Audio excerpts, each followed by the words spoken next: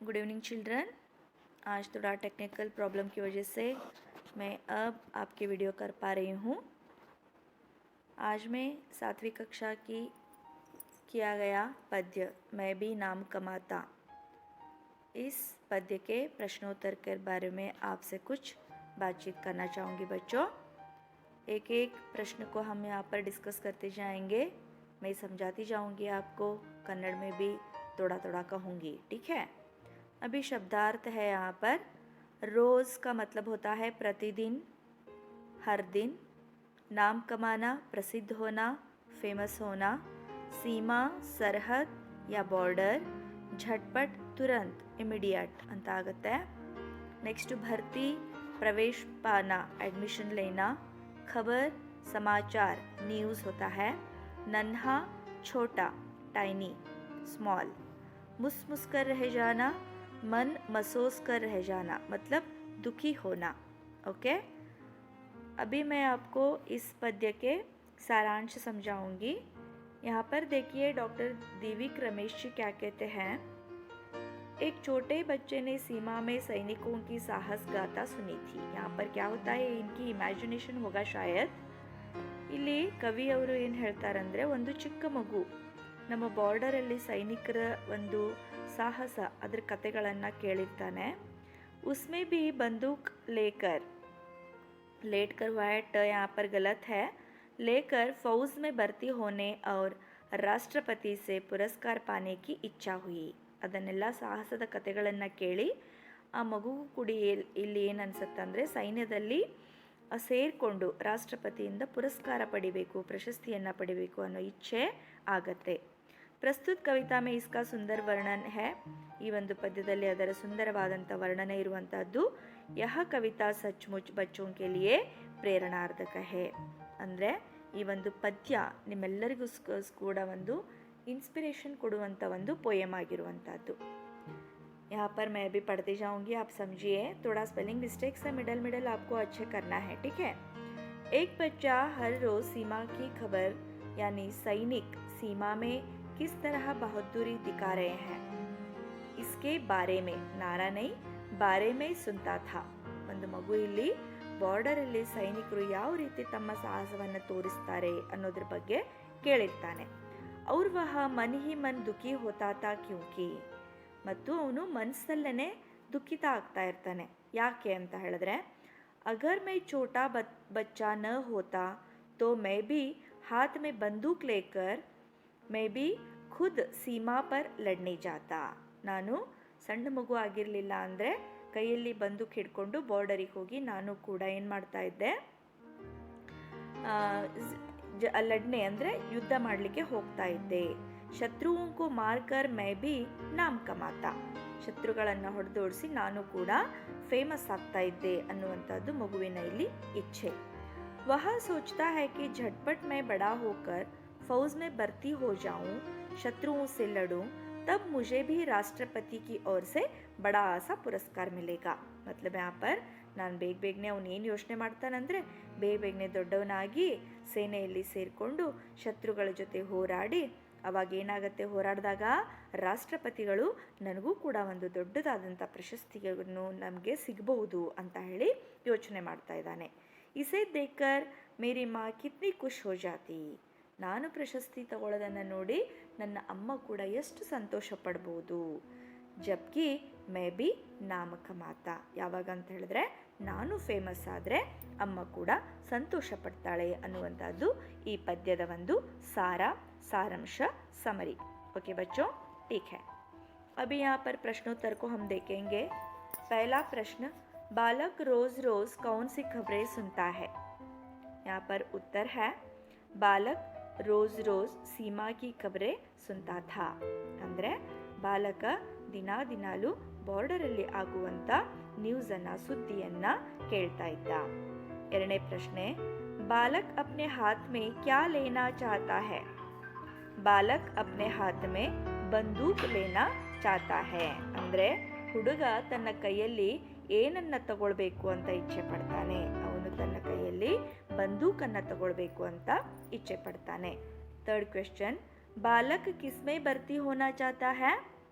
ಬಾಲಕ ಯಾವುದರಲ್ಲಿ ಅಡ್ಮಿಷನ್ ತಗೋಬೇಕು, ಯಾವುದಲ್ಲಿ ಪ್ರವೇಶವನ್ನು ಪಡಿಬೇಕು ಅಂತ ಇಚ್ಛೆ ಪಡ್ತಾನೆ. ಬಾಲಕ್ ಬಡಿ ಫೌಜ್ ಮೇ ಭರ್ತಿ ಹೋನಾ ಚಾಹತಾ ಹೈ. ಒಂದು ಸೇನೆಯಲ್ಲಿ ಅಡ್ಮಿಷನ್ ಪ್ರವೇಶಾತಿಯನ್ನು ತಗೊಳ್ಬೇಕಂತ ಇಚ್ಛಿಸ್ತಾನೆ. ಮಾ ಕಬ್ ಖುಷ್ ಹೋತಿ ಹೈ. ಅಮ್ಮ ಯಾವಾಗ ಸಂತೋಷ ಪಡ್ತಾಳೆ.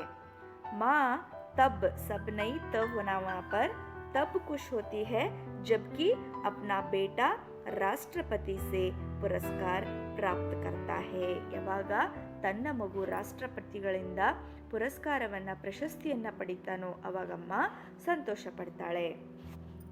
ಐದನೇದು ಮತ್ತು ಲಾಸ್ಟ್ ಕ್ವೆಶ್ಚನ್ ಬಂದ್ಬಿಟ್ಟು ಬಾಲಕ್ कैसे बड़ा होना चाहता है. बालक झटपट से बड़ा होना चाहता है. ओके, नेक्स्ट 2-3 वाक्य में उत्तर लिखना है. यहाँ पर बालक का मन क्यों महसूस कर रह जाता है. ಇಲ್ಲಿ ಅವನ ಮನಸ್ಸು ಯಾಕೆ ದುಃಖಿತ ಆಗತ್ತೆ ಅನ್ನುವಂಥದ್ದು ಕೆಲವೊಂದು ಸ್ಪೆಲ್ಲಿಂಗ್ ಮಿಸ್ಟೇಕ್ ಇದೆ. ಅದನ್ನು ನಿಮ್ಮ ಟೆಕ್ಸ್ಟ್ ಬುಕ್ಕಲ್ಲಿ ನೀವು ಸರಿಯಾಗಿ ನೋಡಿಕೊಂಡು ಸರಿಪಡಿಸ್ಕೊಳ್ರಿ ಮಕ್ಕಳೇ. ठीक है. बालक रोज रोज सीमा की खबरें सुनता था. छोटा बच्चा होने के कारण उपर्युक्त कोई कार्य, ಉಪರ್ಯುಕ್ತ ಹೋನಾ यहाँ पर. ಉಪರ್ಯುಕ್ತ का मतलब ಮೇಲೆ ತೋರಿಸಿದಂತ, ಪದ್ಯದಲ್ಲಿ ಹೇಳಿದಂತ. ओके, उपर्युक्त कोई कार्य न कर पाता इसलिए उसका मन महसूस कर रह जाता. सेकंड क्वेश्चन, अगर बालक छोटा नहीं होता तो क्या करता था. अगर बालक छोटा नहीं होता तो हाथ में बंदूक लेकर देश की सीमा पर खड़ा हो जाता. शत्रु से देश की रक्षा कर नाम कमाता था. नेक्स्ट थर्ड क्वेश्चन, बालक झटपट बड़ा होकर क्या करना चाहता है.